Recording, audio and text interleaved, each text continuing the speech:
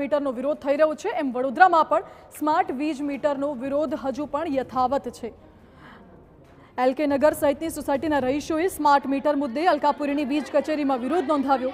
ગ્રાહકોની માંગ છે કે સ્માર્ટ મીટરને બદલે જૂના મીટર યથાવત રાખવામાં આવે। સ્માર્ટ મીટરમાં ડબલ વીજ બિલ આવતું હોવાનો ગ્રાહકોનો આક્ષેપ છે। વીજ કચેરી ખાતે રહીશોએ સૂત્રોચ્ચાર કરી આકરો વિરોધ નોંધાવ્યો। સ્માર્ટ મીટરો જો બદલવામાં નહીં આવે તો ઉગ્ર આંદોલન કરવાની ગ્રાહકોએ ચીમકી ઉચ્ચારી છે।